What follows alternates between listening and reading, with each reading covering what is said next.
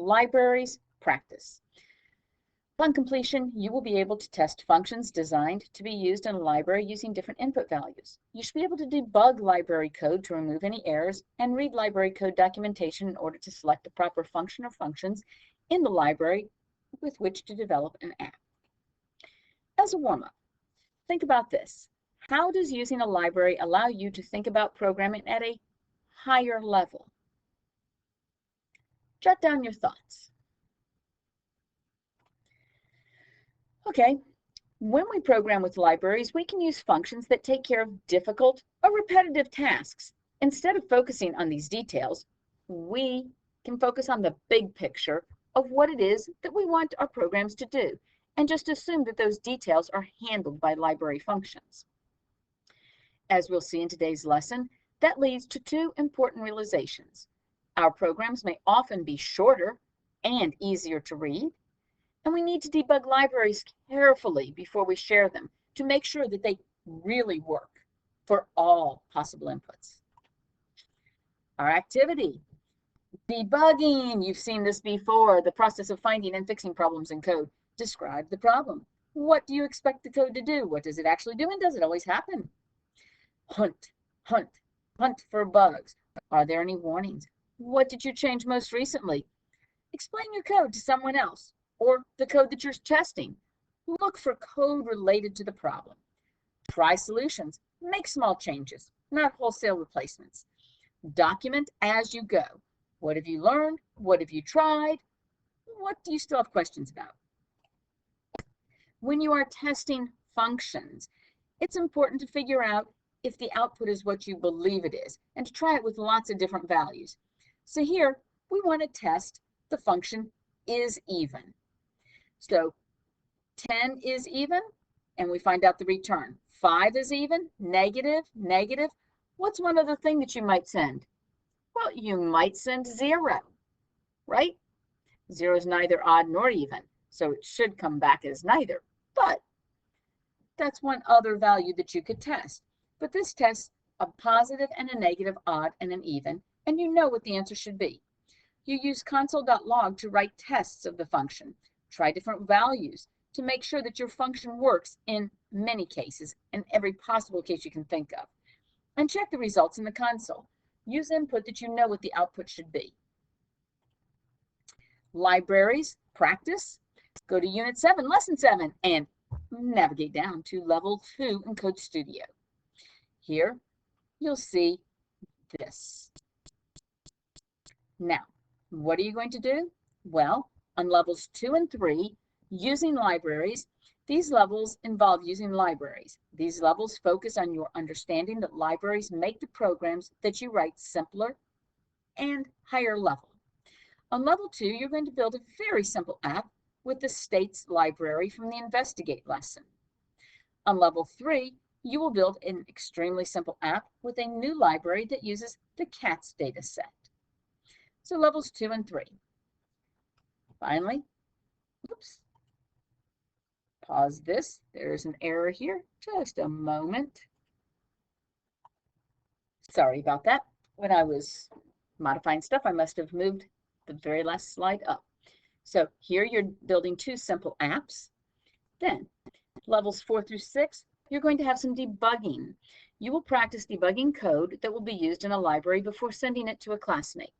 This is useful help before the project in the next lesson where you will develop a library. Level 4, you're going to debug a simple library for manipulating numbers. Level 5, you will debug a simple library for manipulating strings. And in level 6, you will debug and finish writing a simple library for manipulating strings. In total, all 6 levels should be done in about 35 to 40 minutes. Okay, so give yourself about 35 to 40 minutes to do those levels. Pause this video and go finish those items. And you're back? Great. Let's wrap this up. How do libraries let you write programs at a higher level? Why is testing important when building and sharing libraries? Do you have some answers? Well, libraries are yet another level of procedural abstraction. They allow us to write programs that are high level and focus on the big picture.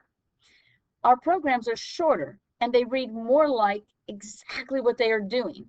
This doesn't mean there isn't more detailed code being run.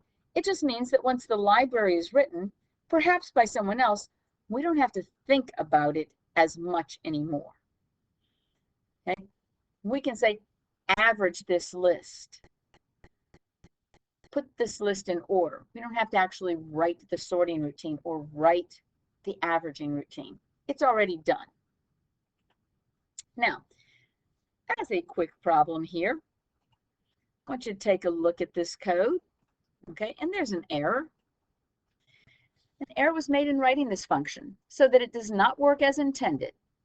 Pause the video and look to see which line of code would need to be fixed in order for the function to work as designed. So pause the video. You're back. Okay, let's take a look at this. Check negative list. So I'm going to get a list. Has negative gets set to true. So I've got this variable, has negative, and it has the value true in it. Okay, this is this little storage spot in memory. Then for each number in the list, okay, so here I've got this whole list of numbers, bop, bop, bop, bop, bop, bop. If number is less than 0, has negative is set to true.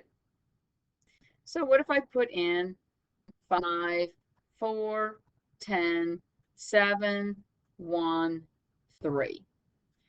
So 5, nope. 4, nope. Nope, nope, nope, nope. And I'm going to return has negative. Oh, it's going to return true. Huh. I want to see if a list has a negative. What should I do? My list, or my has negative, my variable, my return value, should be set to false to start. Because then, as soon as I have a negative, I can change it to true. Now, I could also make this easier, okay? And I could just say if number is less than 0, I could return true, okay?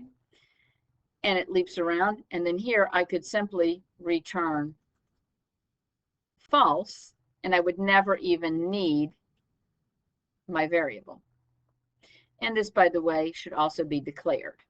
So it's one of the two. You either only return true as soon as you find your first negative, or you loop all the way through the list and you return false.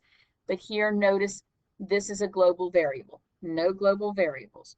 So a couple of different ways to fix it. And notice different people might fix it in different ways, okay? Some people might add var and set it to false, and then it runs through. An alternative fix is to simply eliminate this, and then if number, you would just return true and return false. Remember, if you return true here, you're going to jump not only out of the loop, but out of this function and go back to the calling routine, so you'll never get down here to false. If you go through every number in the list and you haven't returned, then you're going to return false. So either the red or the blue is the way to correct this function. Okay? And now it's on to the make lesson.